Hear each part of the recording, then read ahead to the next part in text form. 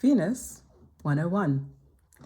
How to not become a victim of Venus. Now, when I mean victim, I mean it in the softest sense. Because Venus attracts, as much as it attracts so much love and abundance, it can also attract jealousy because it's so beautiful, it's so exuberant, and it can carry so much.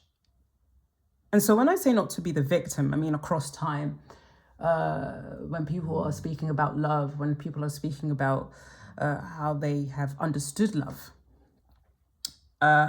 sometimes the idea of taking on beauty could be to their detriment.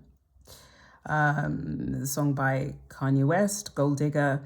There's a song called Vivian. Oh gosh, I can't remember his name. Something M. Anyway. And we would say this is 8th house. This the woman that they are speaking about who's taking their money. Vivian, c'est toi qui m'as fait comme ça. Right? How you do me like this? You know? I thought you loved me. And this 8th house, as we understand, 8th house is about other people's money. And with Venus being in that 8th house, which probably women who are like this, or people who are like this, may have something alchemized in this way, right? And this is where I go into say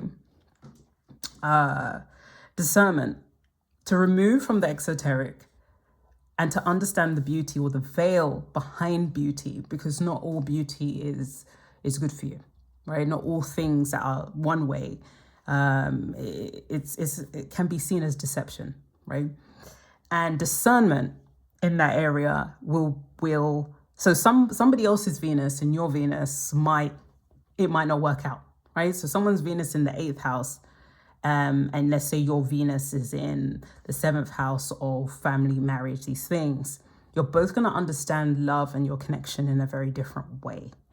And so when I talk about manifestation or self-love, I'm very more about that than relationships. But this is Venus, guys.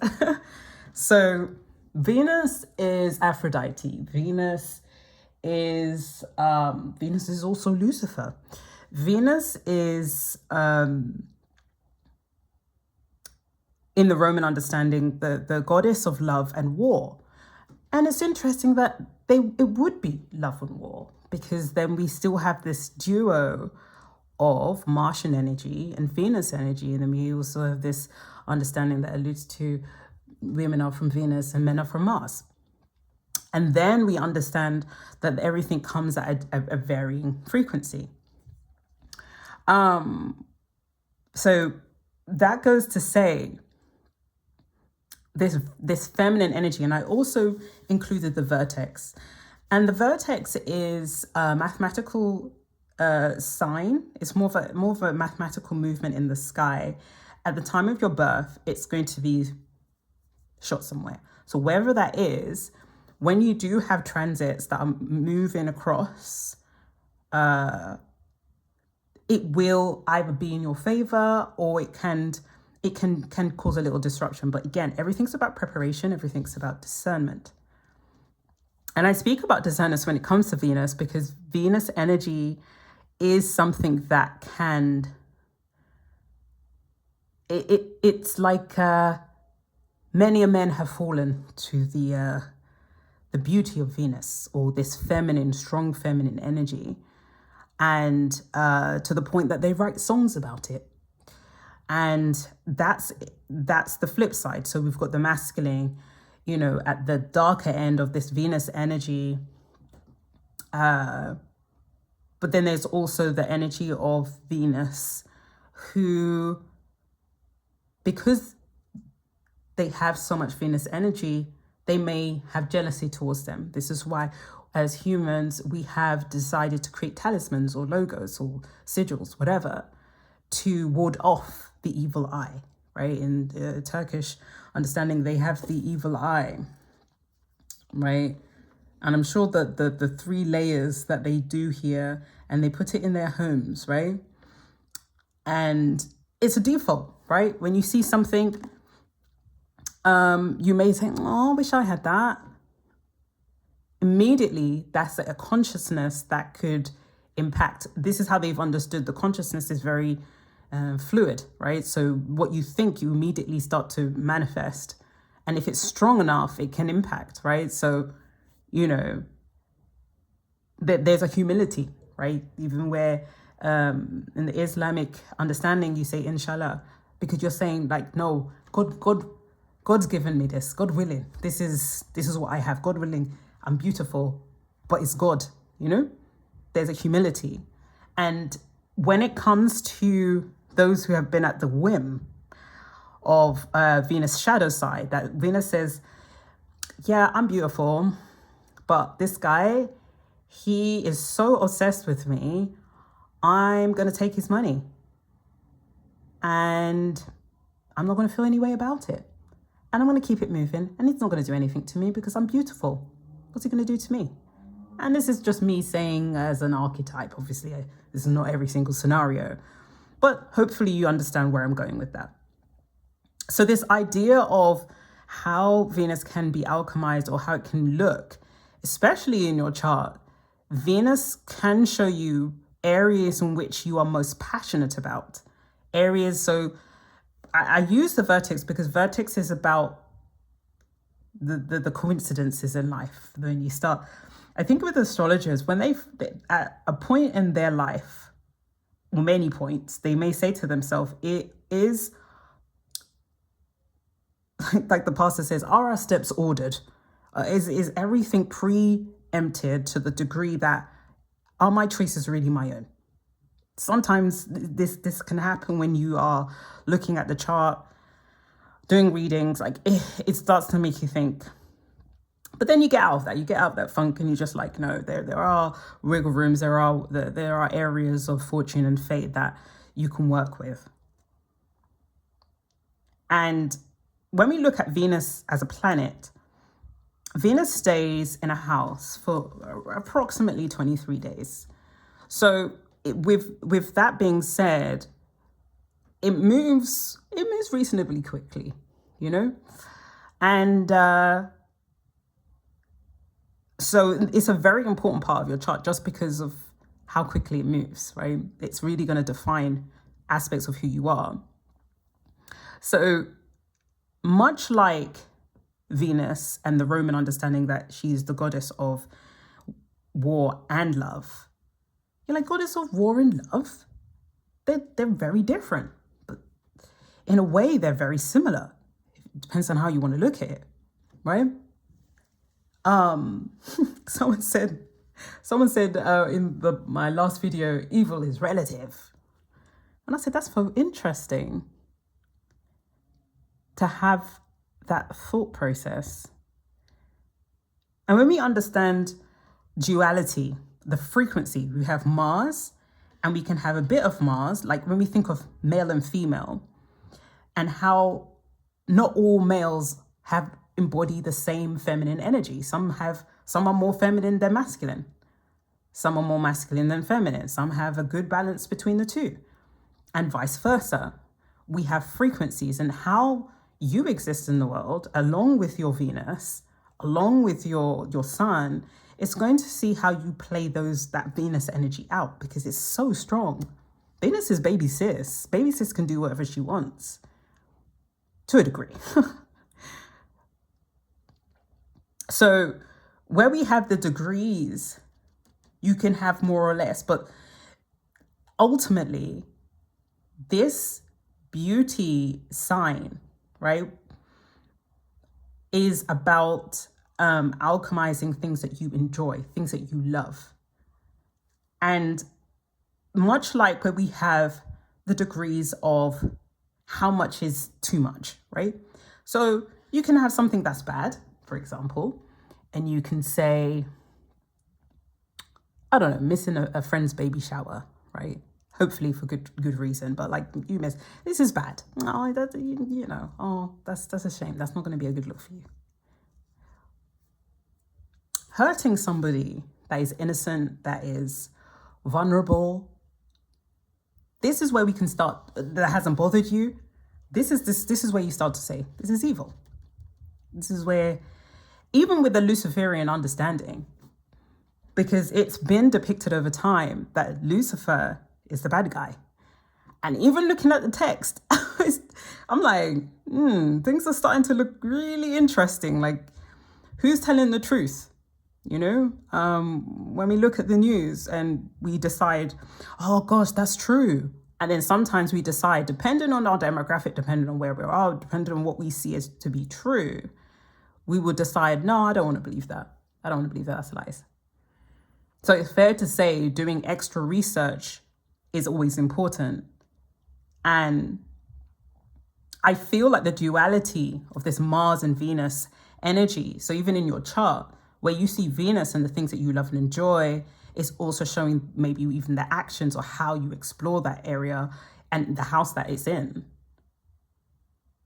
Now, this is always about self-love, self-conviction, more than anything when it comes to my channel, about what it is that you came here to do and remembering it.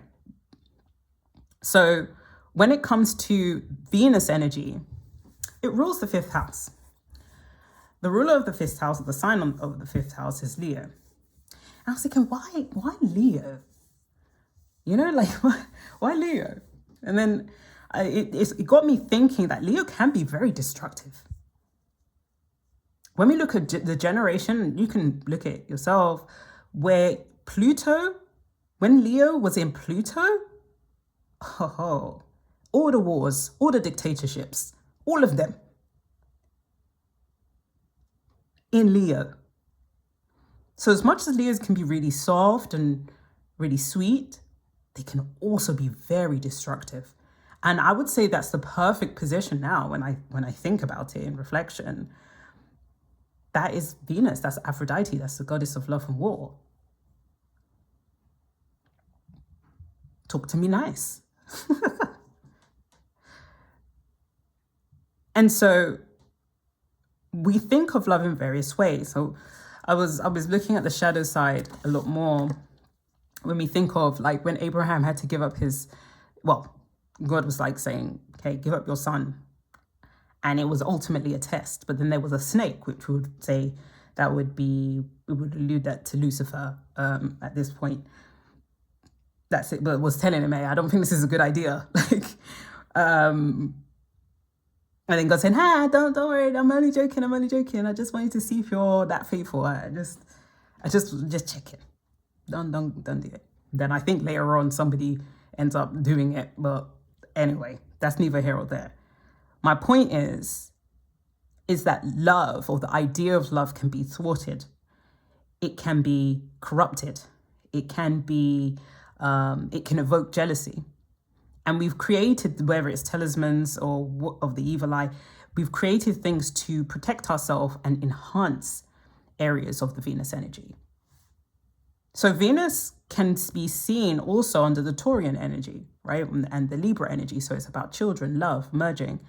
But in terms of the 2nd house with Taurus, it can also be seen as the materialistic things, money, work, all this kind of stuff. So again, if you have these placements, these are going to be exalted. These are going to be in your favor. Some people, it's going to show that you're going to have to work a lot harder for it. Maybe you're going to have to keep going and going at something in order to get the rewards in the end. And that's old boy Saturn that comes in the mix. And even upon reflection, it's making me feel like this is like an obstacle course of the survival of the fittest. This is like, I don't know, like the microcosm of the Olympic Games. Who's the strongest? Who can win? And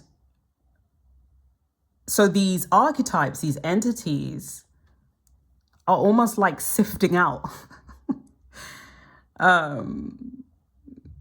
who stays and who goes, And I want to talk about quite a few things, actually. Hopefully I can get this in the hour.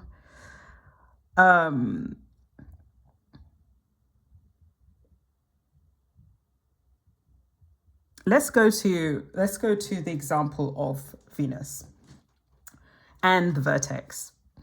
So I've chosen Enid Blyton, born the 11th of August, 1897. I've chosen her because it is a personal favorite writer of mine when I was a kid. And I was one of them kids, right? I was always in the library. Even if they said, hey, you have to bring your brother, I'm like, fine, I'm bringing him. Let's go. You know, I had a finite skill of being able to tell which books were, you know, heavily read and which books were better than others, right? Before internet. And this book by Enid Blyton, what was it? The Enchanted Treehouse. Great book. Great book.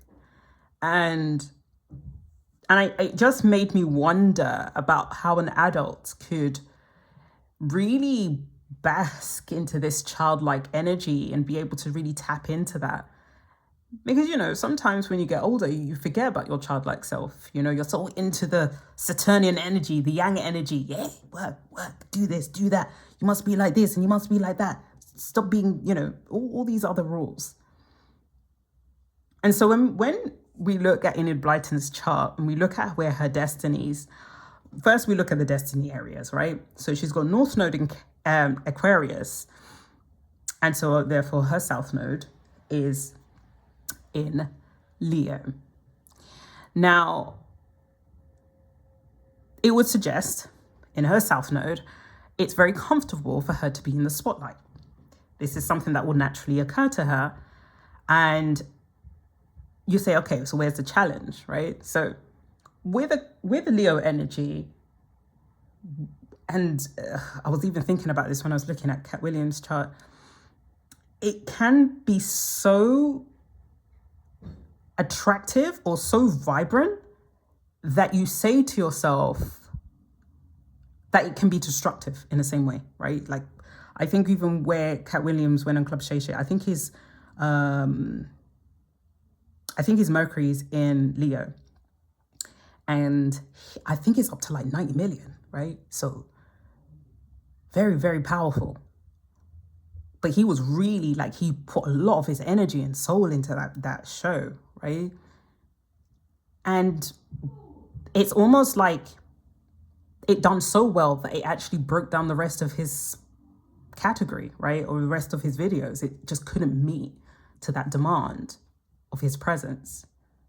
And now you see him in other videos, he's a bit calm and meager, but I'll leave that to the Mars video because, yeah, it's a very, very good analogy. But anyway, so we know that Leo is a sign that can be very powerful and attractive, but can also, its power may be too much, right? Just not everybody can handle it. So then you have the North Node. So he's saying, yeah, you're used to being in this comfort zone and you could just enjoy all the nice things of life. You really can. But in this time, what you're supposed to be doing is being an Aquarian humanitarian energy. You're being asked to do something outside of your own ego, do something that you know that you're good at, Leo Sun in the 5th house, that someone is going to benefit off of. And it has nothing to do with you per se. Then she goes off to write the famous 5. She goes off to write the famous 5. Everybody knows the famous 5, right? Across the world. Because her Leo in 5th house has supported that, because it's naturally something that people are going to be naturally drawn to her. But now she's used that energy and moved it into this Aquarian energy of humanitarianism and doing something different, doing something that nobody else has done before, setting the trend, setting the tone. And so she writes these books. And because Leo's in her 5th house, which talks about creativity, children, these things, she's been able to tap into it. But we're talking about Venus, aren't we? So Venus is in her Cancer. Cancer's in her Venus. whatever, is in a fourth house. And what we see here, we see more of an energy where this is what she enjoys. She enjoys family. She enjoys connection. She enjoys like the foundations of things. She enjoys building things up. She probably enjoys being a mother, you know? And so with her tapping into that childlike self, because that's something that she would love to do, it complements her destiny, where she's supposed to go. And she probably had to work hard at it. Maybe where she's at the forefront in terms of her creativity, maybe she thought, yeah, I can write this book. It's easy. Leo energy. Yep, let me write this. And then people are saying, no. She probably had to keep going and going and going. This Chiron in the 8th house. Because the Chiron, all these are connected to her Venus. Connected to the things that she would love doing, but she would have to work at it. She can't just use her Leo South Node to just lean on it and say, yeah, I'm going to get nice things anyway. She has to work at it. And with that, she does very well. You know, her writing is very good. And so there's that. And then obviously I looked at the 3rd house, because 3rd house does come under communication, does come under writing, and it's under Gemini, and her Neptune and Pluto is there. So there's very beneficial areas or beneficial planets that are in her chart. So have a look at your chart. See how Venus, how you're expanding Venus in relation to your destiny node, to your North Node, and see where you can not be a victim of it, right?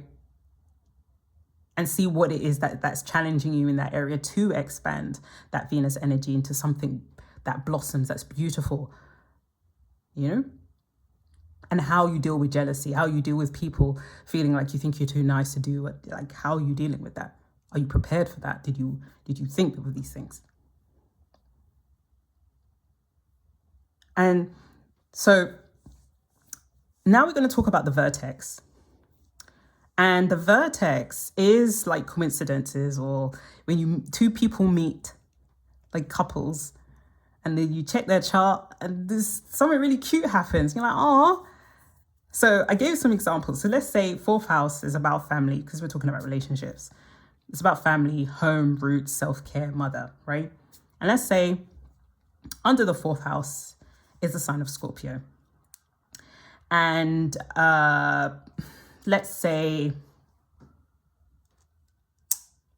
in that their vertex was in the 7th house of Taurus. So let's say their person, let's use a green. The green will identify their person, yeah?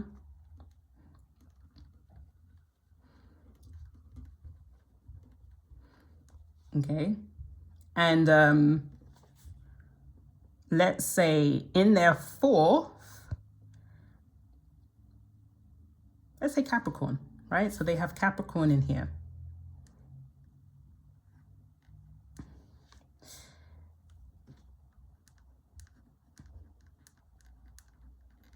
This is what you, in terms of synastry, when one chart is laid atop of the other, and your person or your sign is, let's say, complementary to what's in your 4th house or whatever house, this is going to be a very harmonious area of your chart when it comes to relationships. Because Capricorn is about routine, it's about working things up, it's about doing all this. It's going to be very complementary in the 4th house with their sign in Scorpio. And it's going to take care of mother, it's going to do self-care.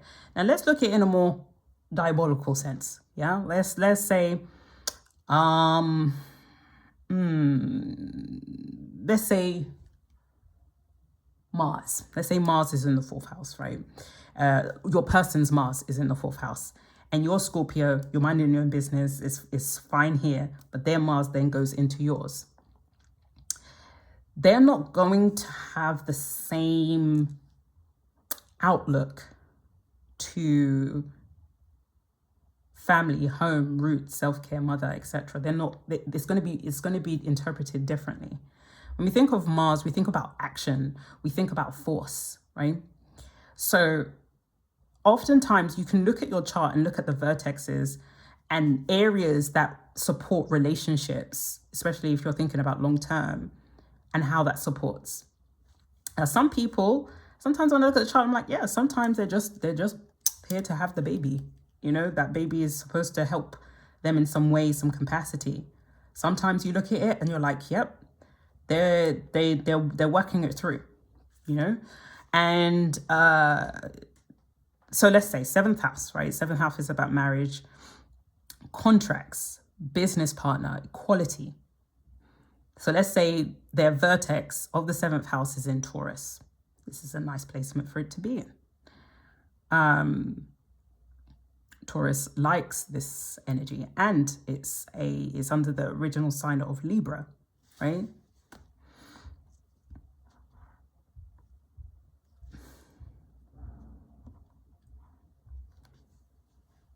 Because these signs both rule. The ruler of these signs are Venus. Now, with the vertex being there, think about what compatible sign would work for the 7th house. We could say Venus. Venus could work very well.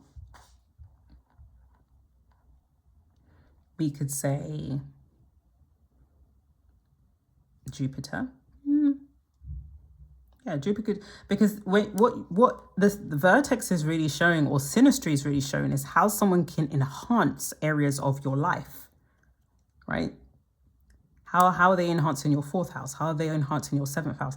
How are they healing you? And vice versa. So that's the vertex, which I think is very closely related to Venus.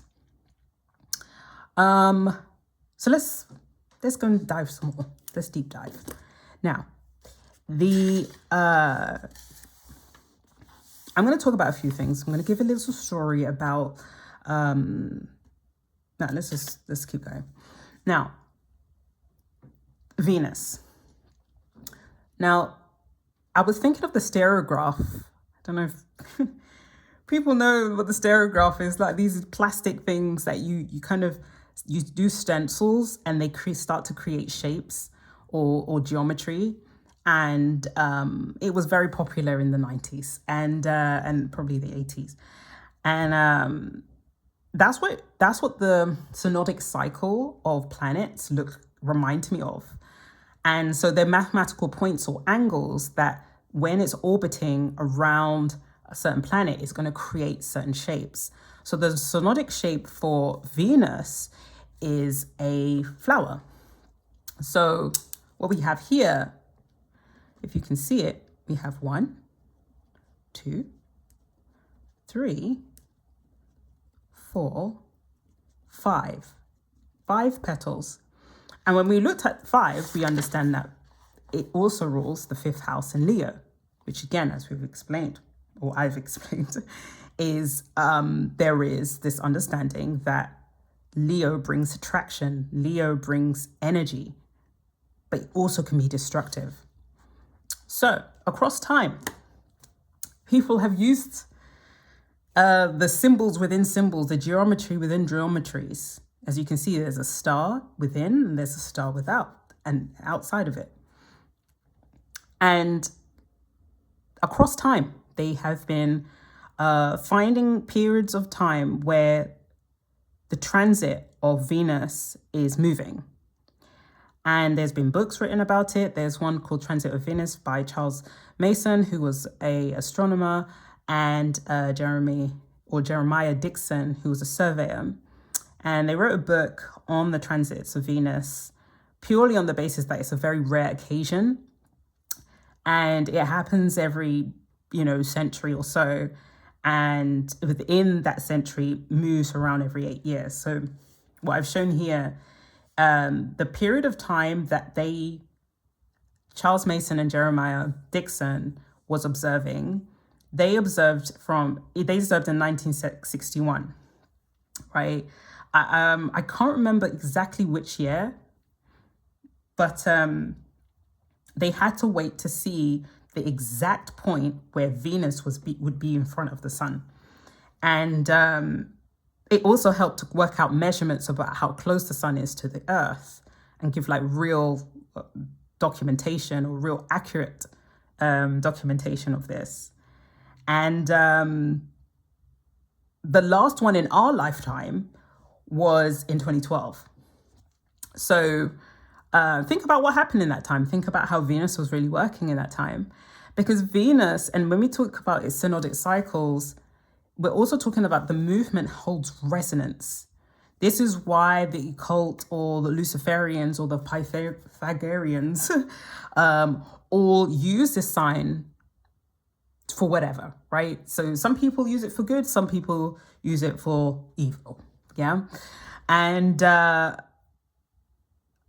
this is where we understand the golden ratio, the Fibonacci, the numbers that come up, right, when it comes to Venus is also the golden ratio is about beauty. It's about balance or creating something in a certain way. And even when you think of things structurally, there is a balance to it. And the golden ratio is a resonance that is basically stabilizing against kind of disruptive energy. And when we think of disruption, I would say Mars is disruptive. We would say Saturn is disruptive. We'd say that some other planets is disruptive or cause chaos. But I would see disruption in a way, in terms of the golden ratio, is like gravity. Weight, pull, gravity ultimately. So when you look at bridges and you look at the force and weight, it's always trying to create stability for whatever drives upon it. When we think of the spirals down a staircase, it's more looking at beauty, but it's also almost like structural achievement or engineering achievement to what you can create to go from one floor to the next. So across time, it's not just the stars in the sky, it's also how we explore the world in a structural form, the things that we create. Are we how is the golden ratio being used in day to day? So there's that. And I say that to say, when we think of Leonardo da Vinci, who does, I can't remember the actual title of the man, right? And that looks like a star. That's depicting, I was trying to draw the man here, but it's depicting the human body, right? And it's almost like one and the same. So what these, whatever you want to call them, secret societies, whatever, right? Like they either looking at it to enhance or magnify certain things. Again, people are using it for good. People don't use it for evil. Mathematics doesn't have favorites. It doesn't have, and this is when it comes to manifestation. Maybe you look at someone, think where they hold a lot of Venus energy or a lot of like maybe good fortune, that you think, oh, why can't I have this? And it's like, maybe the timing in your cycle it's not the time for that. And I think where there can be discernment and humility in terms of knowing that everybody has their time and everybody has a time of opportunity to embark on doing something that is showing in their North Node or showing their Venus, and as well as Mars, but Mars is a different video. So there's that. Now, when we look at how Leonardo da Vinci depicted the man and depicted how the auric fields goes, I don't know what these kids are saying. Oh yeah, you got aura. Like, I like it because it is basically talking about the magnetic field or how much you're basking in your level of self-conviction, that it can be felt, you don't even have to say anything. It just is. And this is Venus energy. This is the flower. This is the 5-petal flower. This is the This is the 5-pointed star, you know, so, or the pentagram. Everybody's using it to alchemize however they want to use it, right? You see in the movies, different people are standing at different points and there's something in the middle or whatever it is, yeah? Everyone's doing their own bits. So when we think about that, and I'll get to because when I think of Venus and how it's been used, and I guess abused, we can also look at how symbols and sacred geometry really assists in our human experience. Some people actually use this as symbol or these shapes to enhance their aura or enhance or recalibrate their body or their chi, right? And they will use it as a pendant, right? Some people are out here with their hoods and doing nonsense, yeah? So everyone's doing their bit, okay? We got yin and yang out here. So when we look at that and we look at symbols like the Adinkra symbols in Ghana, they're like, oh yeah, we use them. They are symbols that we will put on our clothing, right? You can see it's symbology and geometry is, and even symmetry, right, is a way of Venus. And I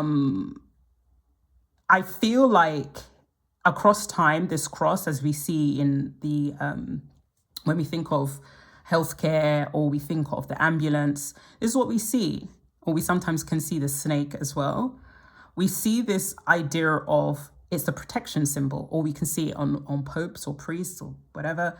Like they will have the cross because the cross is a symbol of protection. And, it is fair to say that there's something about the resonance that can be absorbed. And also it's fair to say that we could be stars as well, interacting with other stars or celestial bodies, hence why we can collect these energies of even elements, right? Because the stars is also seen as as an element. And I feel like the Venus energy has so much to offer, so much to give. It can be alchemized, but you can also be at the whim of it. It's also seen as the morning star because you can literally see it anytime. Like at nighttime, you look at it, it's this brightest star shining. And so because it has such a close affinity to Earth, it is going to have impacts, much like we have when we have the eclipse. Like we feel it, much like with the sun, we feel it. Venus, you're going to feel it. So how is everyone looking at that? How is everyone working with that energy and using it for its highest good in relation to your North Node, in relation to your destiny, in relation to not feeling like, having, what was it called, FOMO? Because your time is your time. Their time is their time. And if they're not living their potential, their reality, whatever, that's up to them. If somebody's already hip to it and they really know what it's about, because maybe, they've just worked it out, right? Their level of self-conviction is that high. Look at that. Take notes. They're working something out. Take notes and take a high level of discernment, because not what you see is not always what you get. And sometimes when you can be jealous and actually you're looking, if you had, I don't know, if you were a spy, right, you may look at that person's life and say, oh, that's what's really happening, right? But we're not all spies out here, because that's creepy. But if you follow my drift, you don't know what people are going through, and you don't know. So you have to just be confident in yourself to know this is my path and stay convicted in that. And that's all that's needed when it comes to the Venus energy, because that's what it is. It's like when you see a beautiful person, you're just like, wow, they're so beautiful, but they're just existing. They didn't choose to be like that. Yeah, they can enhance a few things, get their hair done, get their nails done. It's just genetics, And some people are very beautiful, but in terms of their character, it's not. This is where your discernment comes in. And some people might not look a certain way, and they might be exactly how they look. it's either or. Either way, your discernment is so important. So important. So we go to tell the story called From Credo Matwa in Daba My Children. And I feel that she strongly depicted Venus energy because how she's described, she is half mortal, half god. And she was brought to Earth to govern a certain part of South Africa and take care of them, keep them safe. And she was she was described as very voluptuous, very beautiful. And she had some children. But what also happened, that she was met with a fate that's a demon, deity, whatever you want to call it. She didn't like her, okay? Across time, there are some goddesses, whatever you want to call them, that don't like when humankind gets a bit of help from another deity or whatever. And so she didn't like her, where we got this jealousy energy, right? Where she's like, I don't like you. You know, who do you think you are? Like, you think you're so beautiful. You think you have this. You think you have all this stuff. So because of that, and I think either she got her man or something. Well, and it's not her fault. Like, if she's beautiful and the guy's gone to her, like, why are you pressed? So she said, I'm gonna curse you.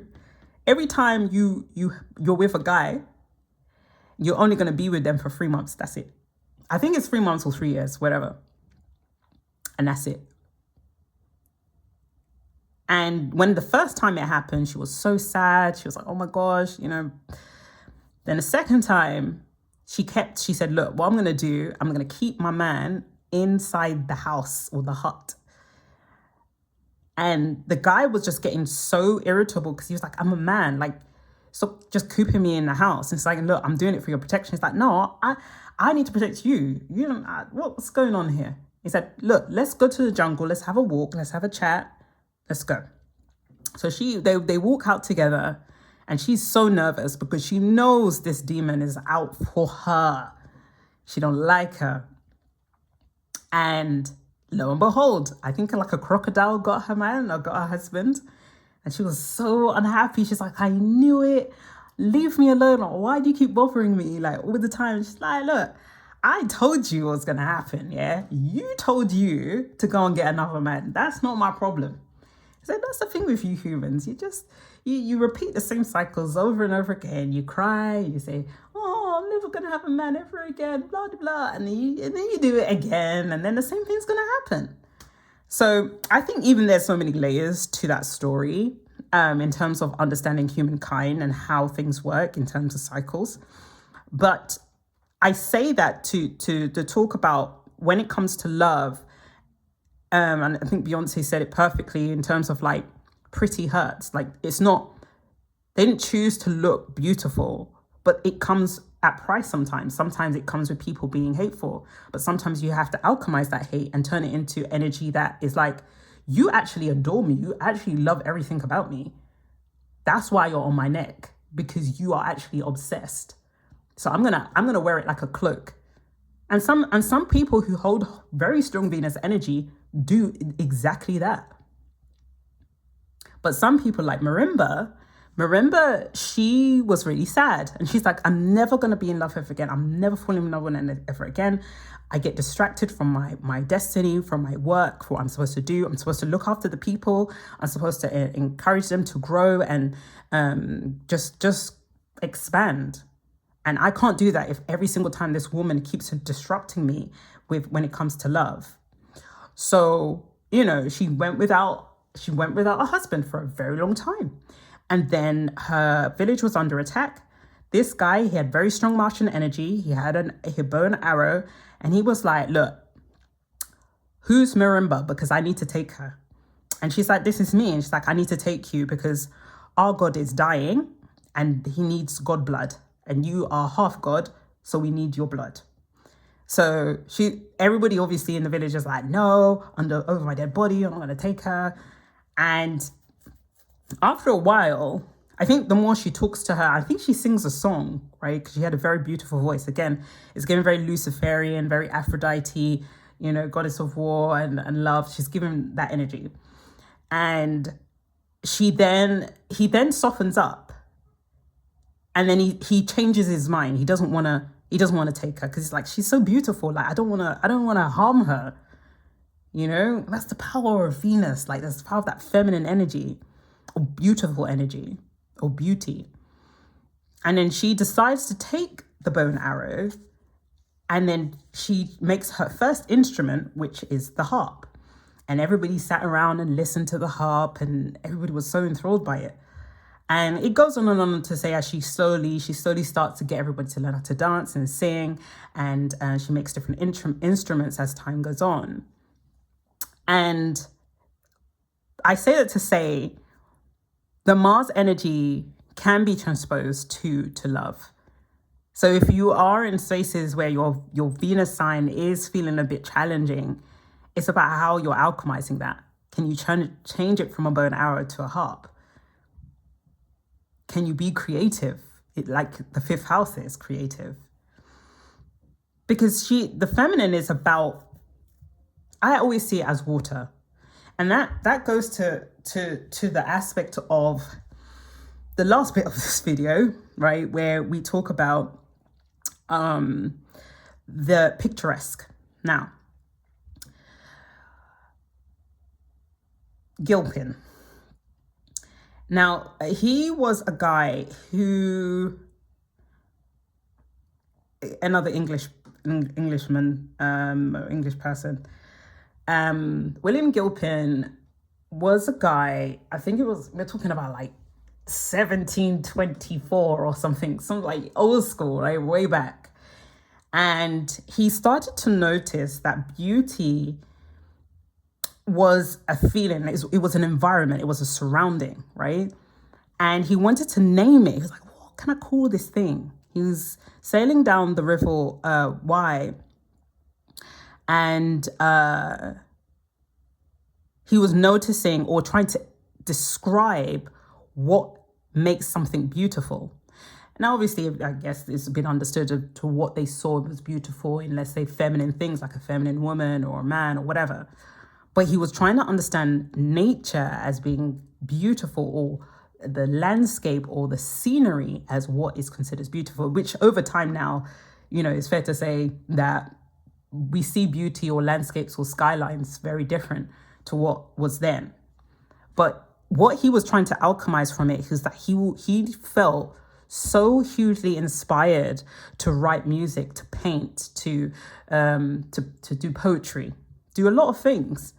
And so what he understood, that where we understand the synodic cycle is quite, I wouldn't say it's symmetrical, but it kind of alludes to this idea that it looks perfect, but if you look close enough, it's not actually, there's some imperfections. It's not quite a perfect circle. It's not quite a perfect, angle. And he says symmetry isn't beauty. In fact, what is beauty, or how he's understood it, how felt it, and being able to describe it, right, is to say that sometimes you could have soft meadows next to shaggy cliffs, and that would create the balance of things, which is, again, this kind of Venus-Mars duality. It's always duality, always. And alchemy. And nature is naturally doing that, even though landscapes are man-made. But like over time, there are some areas that are like naturally just growing and by accident being beautiful. But I was thinking about the river and how he was on the river gaining this inspiration, and much with all my occult readings, understanding that the river is very spiritual. It can evoke, it can trap, it can ascend, it can do so much, it can cleanse. And so I'm thinking maybe this guy, Mr. Gilpin, actually was, yes, the environment of nature and the energy of it was evoking him to be inspired. And this is why when you travel or you go somewhere that has more scenery or more nature around it, you become more open, your brain and your whole energy. You're the Leonardo da Vinci, you're the 5-star man. And you're open, right? And I feel like when it comes to water, rivers, springs, wells, all these things hold a lot of energy. And I feel like, so what Gilpin basically did was he started to invite people to this particular, like to particular spot, right? To gain inspiration and see what they can create, which I think is quite cool, right? And then with also the River Wye, even to now, like it is an ecological, like it's beautiful, right? There's so much abundance and wildlife happening at the River Wye. It's thriving, yeah? So it's a very blessed river. And it made me think of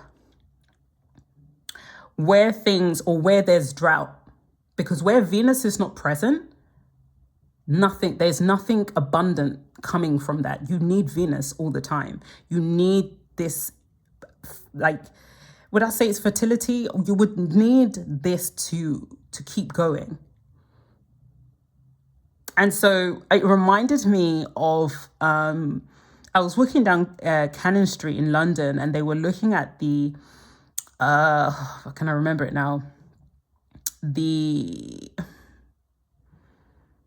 river,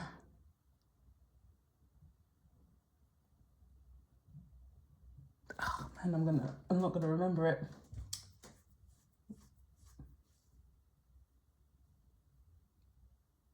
It's gonna annoy me. It was just at my head. But the river itself is a river that it's been dried up, right? And over time, that river, I have to find it. It's at the tip of my tongue, and I'm just like, why can't I remember it?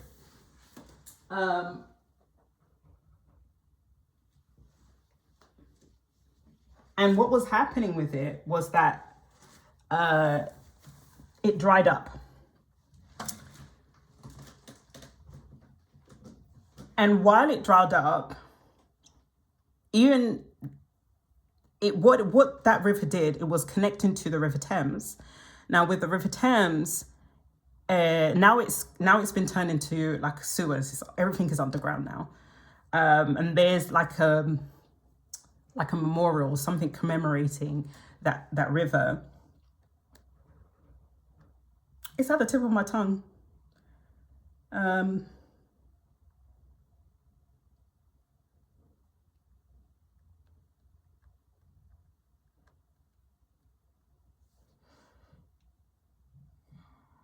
Walbrook, that's it. So River Walbrook is a river that allows for, when the Roman Empire was alive and well, it was a very prominent and very successful river. It allowed for people to, it allowed a boundary as well. And also, when it dried up, it was one of those that, I don't know why I'm losing my words today. It was one of those where it allowed for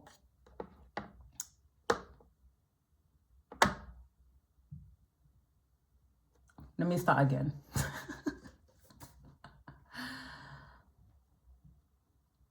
The River Wandle, I'm naming different rivers now. The River Walbrook is, let me just read it because right now I've just gone blank. I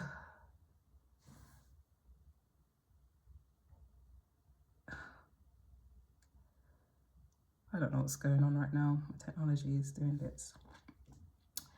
A walk from Shoreditch to Cannon Street, tracing the lost Walbrook River.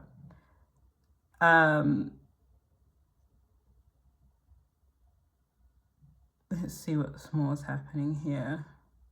And the thing about this river, actually, if I remember, because this thing is taking so long to load, that the river actually ran under the Bank of England. So we know that rivers, and even the understanding where even springs and wells, when they're removed, they get turned into chapels. The energy of water is very potent across time. yeah, it's not letting me even, while I've got the, and so when they cut the river off,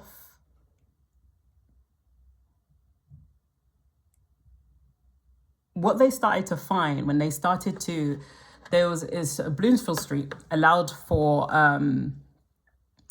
they would do more works, more pipe work, more drainage work, because the water started to get more stagnant. And most times when water becomes stagnant, on a physical level, they're like, okay, we need to start rerouting this so it doesn't contaminate everywhere and cause more problems.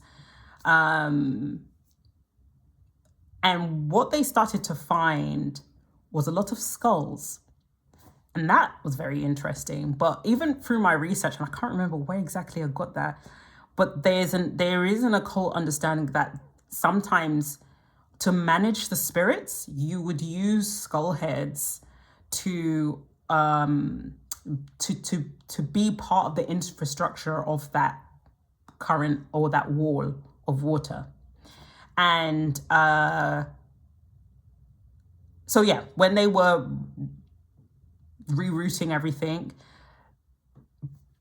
Bloomsfield Street had this abundance. It looks like it's over centuries of all these skull heads that were there. And straight away I was like, oh yeah, so people are doing up magic outside here. And it just goes to show that, I mean, now it's underground, everything is underground, but I mean, I live in that area, so it's not surprising. Like, I don't remember if you remember one of my videos where I said the water just stops. And I always think things on a literal level, an astrological level, astronomy level, a spiritual level. And I'm just like, yeah, stagnant water is a terrible sign for a community and a space. It's a terrible, terrible sign. And so, it is what it is, ladies and gentlemen. Somebody is angry, but yeah, because stagnant water has never been good. Even animals naturally know not to touch water that doesn't have movement, And so water, when it comes to femininity, can turn stagnant, can turn rancid, can get to a point where it actually does the opposite of giving life and abundance and fulfillment. And I say that to say, when it comes to the Venus energy and how that is explored in your chart, it's not just looking at the Venus, it's also looking at your Mars and also looking at your North Node and how you're alchemizing that, much like with, my favorite childhood writer, Enid Blyton.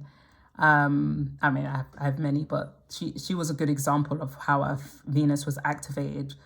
Because, yeah, she was using her childlike, she was going into her childlike self and saying, I'm very good with this area of home. So what else but to kind of give a voice to children, allow for children to take centerfold, to be able to read about themselves and, understand how their imagination works and where they go with their imagination, and explore that more by writing books and going into places and spaces and things that can really evoke things. And so that's Venus 101. I hope you've enjoyed it. And I'll see you in the next one. I think the next one's going to be Mars. So I'm really going to enjoy that one. But yeah, I hope this has really helped you understand how Venus can alchemize itself and how you can use your discernment through meditation, through self-conviction, and through your vertex as well, like where that's being highlighted. And yeah, have a look, let me know, and I will speak to you soon. Take care. Bye.